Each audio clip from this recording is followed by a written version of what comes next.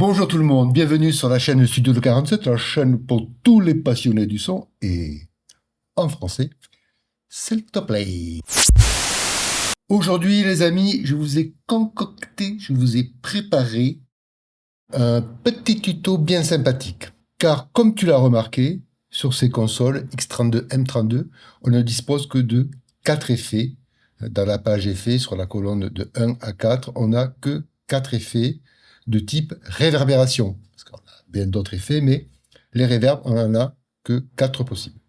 Et parfois, moi, ça me manque. Parfois, ça me manque.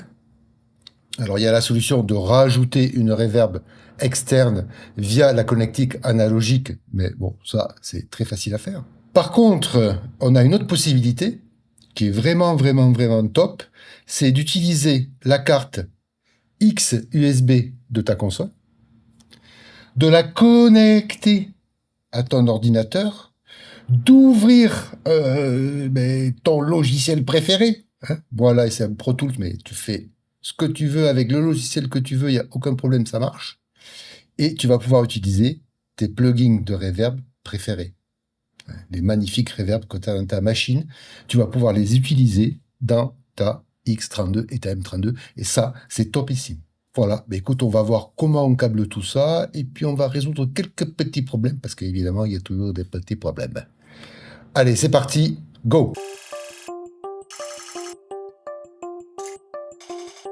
Donc là, je pars sur une console complètement à plat. J'ai un micro, un SM58 là, pour faire des essais, le casque pour écouter les reverbs, un ordi, bien évidemment, branché via un câble USB sur ma carte X-USB. Je vous propose d'utiliser des bus départ mono, comme d'habitude, et un retour stéréo. Départ mono, retour stéréo, le branchement le plus classique qui existe. Je vais prendre les bus 9, 10, 11 et 12. Voilà, 9, 10, 11 et 12. Alors je les monte, je les ai sélectionnés là, je les monte, je les mets à 0 dB, comme ça c'est fait. Je te montre ici, voilà, ils sont là, pop, pop, pas de souci, le 9, 10 et 11, très bien. Donc ça sera maintenant mes nouveaux départs. J'en fais 3. Pourquoi j'en fais 3? Parce que je vais utiliser le layer où il y a déjà les FX, le retour des effets internes de la console, les fameux channels FX. Et là, je dispose de 6 channels, les fameux channels aux. Pour moi, c'est bien parce que je me retrouve avec tous mes retours d'effets sur le même layer, d'une part. Et d'autre part, je ne vais pas utiliser de channels mes channels de 1 à 32, qui sont mes channels, on va dire, de prise de son, de mixage du live, du concert. Parfait.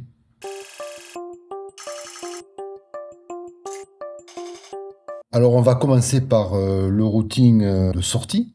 Donc, mes bus de 9, 10 et 11, on va les envoyer sur le out card. Je vais dans routing, je vais dans card, expansion card output. Et là, il faut que j'envoie mes fameux bus. Mais comme tu le sais, là, les bus n'existent pas. On est obligé de passer par des outputs. Donc, je vais sur le patch point out analogue ici et je vais voir où sont câblés mes mixbus 9, 10, 11. Et ils sont câblés tout simplement en 9, 10 et 11. Ça me va très bien. C'est le bloc suivant, hein, parce que comme tu le sais, ça marche par le bloc de 8. C'est parfait. Ça marche très bien. Aucun souci. Il va falloir donc que je prenne le bloc 9 à 16. Parfait. Je vais maintenant sur le card. Eh bien, là, je vais l'envoyer dans la colonne là, 25-32. Pourquoi je fais ça? Parce que je vais sûrement enregistrer mon concert. Et ça n'empêche pas que je peux enregistrer mon concert, avoir mes reverbs, ça marche dans tous les sens, il n'y a aucun souci.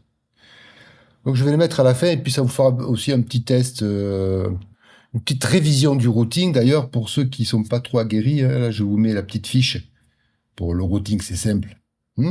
Allez, on y va, on continue. La colonne 25-32, ici, et je vais prendre le out 9-16. OK. Ça, c'est fait. On va suivre le signal et on va aller maintenant dans l'ordinateur. C'est parti. Dans l'ordinateur, je t'ai préparé une petite session avec 3 canaux. Alors là, dans Pro Tools, ce sont des canaux auxiliaires mono. Et les effets, ce sont des effets mono-stéréo. Entrée mono, sortie stéréo. Alors la première chose que je vais faire, bien évidemment, c'est de vérifier si ma carte est connectée. Configuration, moteur de lecture. Et c'est bien ma carte XUSB qui est connectée. Parfait. Tout ça, c'est très bien. J'ai installé mes plugs. Là, il s'agit de l'Altiverb. Ça peut être n'importe quel plug, bien évidemment. J'ai mis ça parce que c'est sympa. Puis il y a des petits visuels rigolos. Je vais devoir maintenant récupérer mes input cartes. Mais attention, je les ai mis, moi, mes output 9, 10, 11, sur les canaux 25 à 32. Ça veut dire que le output 9 correspond au canal 25 du carte. Le output 10, canal 26, et le output 11, canal 27. Parfait. J'arrive ici, je prends donc dans le premier le 25, dans le deuxième le 26, et dans le troisième le 27. C'est câblé. Comme je suis sur le Pro Tools, je vais faire les sorties aussi. Alors les sorties, je vais rester dans le même esprit.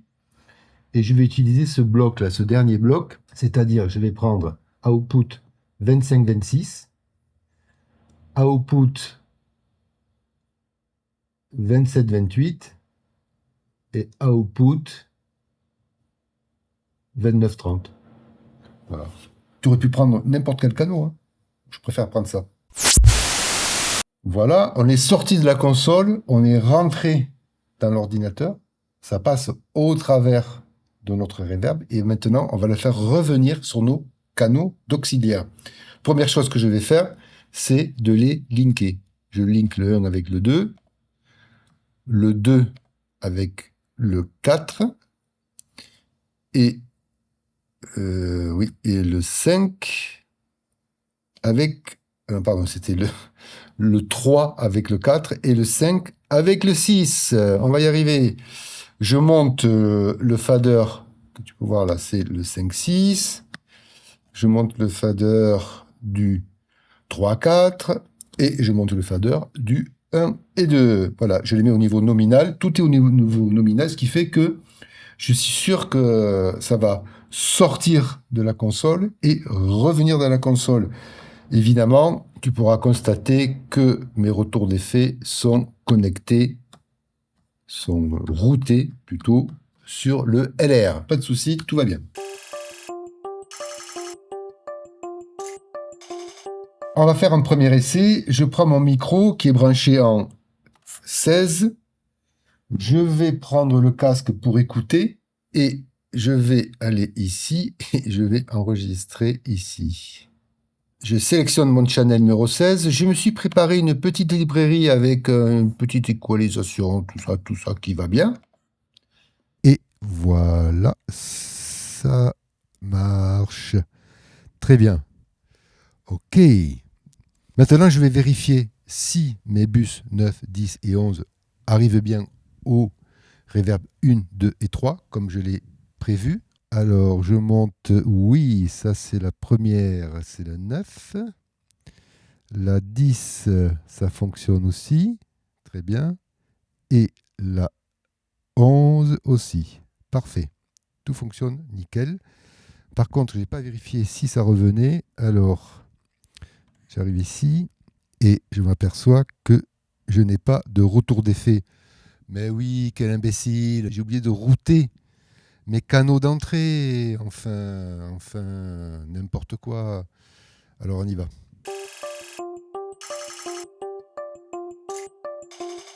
On va donc dans le input de notre routing, ici, et sur les aux in, je vais sélectionner le card. Là, il me dit card de 1 à 6. Ah, comment je fais, moi? Moi, je l'ai mis en 25, 26, etc., etc., etc. Comment je peux faire? Eh bien, soit je ne me prends pas la tête et je prends le card de 1 à 6, soit je fais un user in.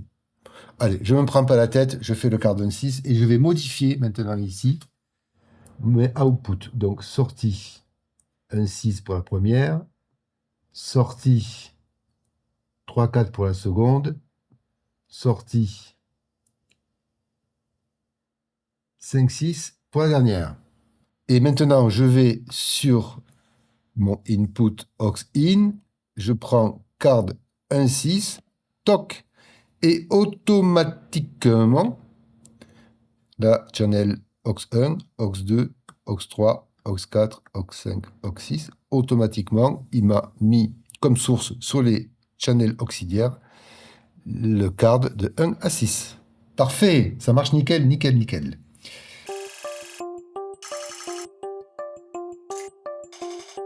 Alors maintenant, on va faire l'essai, on va voir si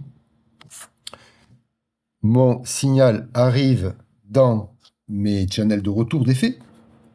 Et là, on s'aperçoit qu'on a un petit problème. Mais ça, c'est la diapo suivante. Pour l'instant, on va vérifier que tout fonctionne. Car mes reverbs sont, je mute le retour d'effet, car mes reverbs sont bypassés.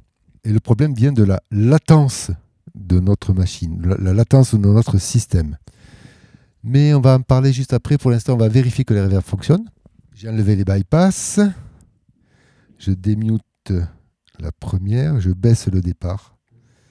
Et. Alors, la première, regardez ça si c'est beau. Regardez ça si c'est beau. C'est le théâtre du Capitole. Magnifique théâtre à l'italienne de Toulouse. Et oui, c'est beau. Le son est magnifique. Et. Ensuite, on va aller voir la deuxième reverb, si ça fonctionne. Je baisse celle-ci. Je monte la deuxième reverb. Oh, et là, regardez de quoi il s'agit. Incredible, c'est une pièce entièrement en pierre et c'est à Nashville, dans un studio de Nashville absolument incroyable. Vous voyez, c'est des reverbs quand même assez exceptionnels. Là, j'ai mis des altiverbes, c'est des reverbs à convolution. Et allez, on va tester la dernière, juste pour le fun.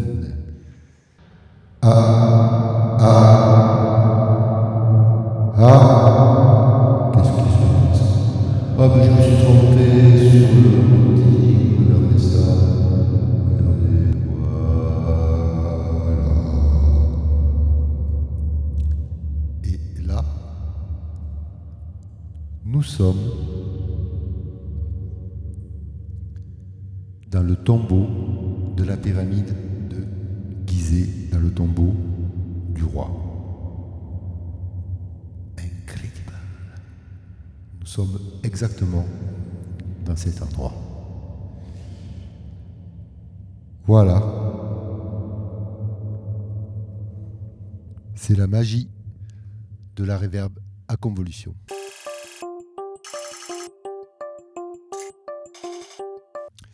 Comme on l'a constaté tout à l'heure, il y a des problèmes de phasing, de délai, lorsqu'on mélange le son direct. Alors je vais rebypasser par exemple la première.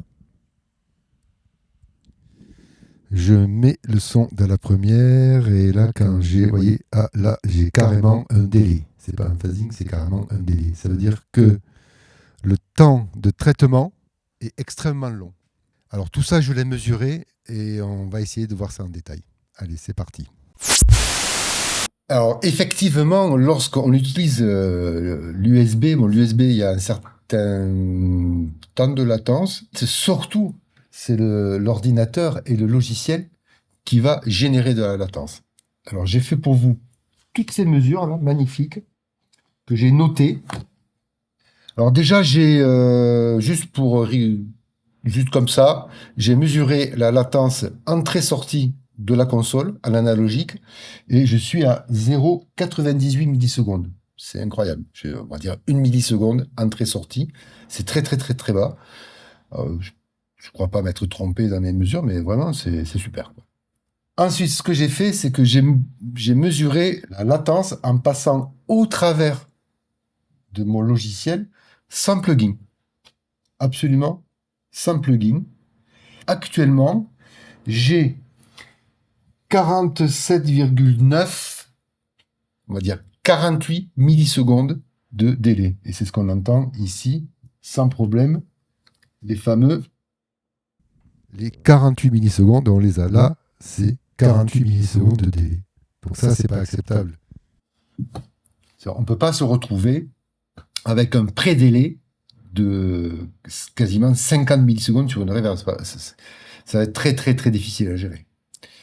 Alors, à quoi c'est dû? Eh bien, on va aller voir ça sur l'ordinateur. Approche, je te montre. Quand tu vas ici dans ton ordi, sur tous les ordis, on a dans configuration, moteur de lecture, on a une mémoire tampon. Et en fait, cette mémoire tampon, qui est un échantillon, ça va prendre donc un certain temps pour traiter le signal. Et nous, ce qu'on va faire, c'est qu'on va réduire cette mémoire tampon pour avoir le traitement du signal le plus court possible. On clique dessus, et là, je vais mettre 32 échantillons. On y va. Hop. On fait OK. Et on va écouter ce qui se passe. Alors déjà, on peut constater... Et on peut constater en fait que ça ne marche pas. En fait, là, le signal ne revient pas, vous voyez, dans le LOX. Et on regarde sur l'ordinateur, on est carrément dans le rouge. C'est-à-dire que là, il n'y arrive pas. Très bien. Alors, on va réduire, on va augmenter, on va passer à 64 échantillons. Voilà. Là, ça fait des petits trucs, des petits bruits. Voilà. On est encore un peu au rouge, à 64 échantillons. Et ouais, ça craque. Ça craque. C'est non, j'ai pas de son. Ça revient toujours pas. Je vais enclencher la reverb pour voir, on ne sait jamais ce que ça fait. Parce que là, elle est bypassée. Voilà, je la mets ici. Voilà. Ah, vous voyez, là, ça. Non, ça veut pas. Ouais, ça craque et tout. Et en fait, le moyen de vérifier ça, de contrôler ça, c'est... Ah oui, ça ne fonctionne pas. C'est dans configuration ici, dans fenêtre, on a utilisation du système et on a une fenêtre qui me dit l'utilisation du CPU. Là, je vais être obligé d'augmenter mon CPU de nouveau. Je vais être obligé d'augmenter ma mémoire tampon. Je fais OK. Ah, voilà. Et là, à partir de 128, ça fonctionne. Et j'ai ma reverb. Je vais bypasser ma reverb. Et là, on entend un léger déphasage. Je baisse le retour d'effet. Je remonte le retour d'effet. On a un petit déphasage. J'ai mesuré ça, exactement. Je vais vous donner les résultats tout à l'heure. Et là, on va faire maintenant un petit test encore à 256 pour voir. On y va. OK. Voilà.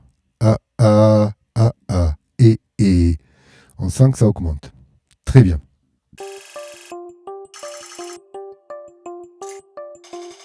Vous l'avez compris, le moyen pour régler ce problème de latence, ça va être d'aller dans votre ordinateur, dans la zone où vous allez pouvoir régler la taille de la mémoire tampon, et avec votre CPU, vous allez voir à quel moment votre ordinateur fonctionne, on va dire, correctement. Moi, dans mon cas, à 128 échantillons, ça passe sans problème. Et vous voyez, là, je suis à la zone des 50%, ça fonctionne très bien, il n'y a aucun souci. Et maintenant, je vais vous donner les délais. Donc, les délais à 64 échantillons, je suis à 7,9. À 128 échantillons, je suis à 10,45. À 256, je suis à 15,9, 16. À 512, je suis à 26,5. Et à 1024, je suis à 48 millisecondes. Là, je suis resté sur la valeur de 128 échantillons. Ça veut dire que j'ai un prédélai de 10,5 millisecondes. Ce qui est tout à fait acceptable avec une reverb. Alors, par exemple, si vous voulez un prédélai de 30 milli, ben, vous mettez 20 milli sur votre reverb, plus les 10 milli de traitement, ça fonctionne. Voilà. Par contre, si vous mettez un compresseur ou des choses comme ça, là, vous allez avoir des petits soucis. Voilà.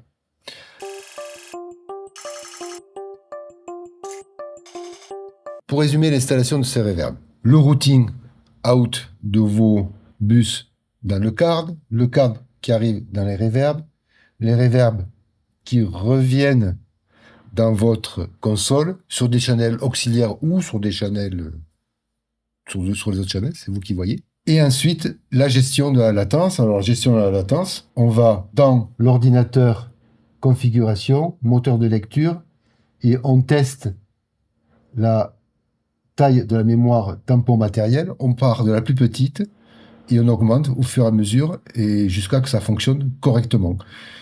Là, moi, en fait, à 256 échantillons, ça fonctionne très très bien.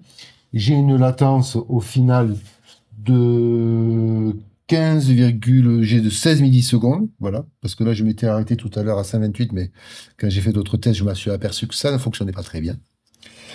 Par contre, il y a une chose que je ne vous ai pas dite, c'est que j'ai fait des mesures de latence avec la reverb bypassée, sans traitement, bien évidemment, et aussi sans la reverb, ben en fait, c'est négligeable. Hein. Donc, c'est vraiment le traitement de l'ordinateur. Le plug en lui-même va générer très très peu de retard. Donc j'ai essayé avec plusieurs plugs, il y en a qui rajoutent une milliseconde, 2 millisecondes, mais là c'est assez étonnant, les plugs ne rajoutent pas de délai. En plus c'est une reverb, donc forcément ça rajoute un peu de délai, et oui, bien évidemment. Mais en tout cas, c'est le système USB DO traitement du signal de votre ordinateur qui va générer cette latence. Mais en tout cas, le principe est simple. Vous envoyez du son dans toutes vos reverbs, vous écoutez, vous parlez, il ne faut pas que ça décroche. Je vous donne un petit exemple. Et là, j'ai toutes les reverbs allumées, ça fonctionne. Je suis à 256 échantillons. Je passe à 128 échantillons.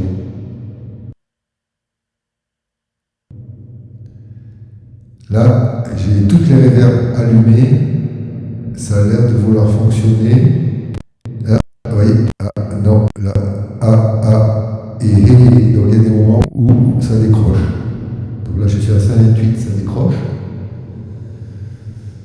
Moteur de lecture, je vais à 64 échantillons. Et là, là carrément, voilà, ça fonctionne plus. Ouais. Et ça fait des petits... ça fait des petits scratchs. Ça marche plus. Le CPU passe dans le rouge, donc vraiment, ça confirme que ça ne fonctionne pas. Je vais me remettre à 256. Et là, ça fonctionne. Et donc, vous connaissez la chanson. Maintenant, il faut chanter l'algorithme YouTube. Et je vous dis à très bientôt. Ciao!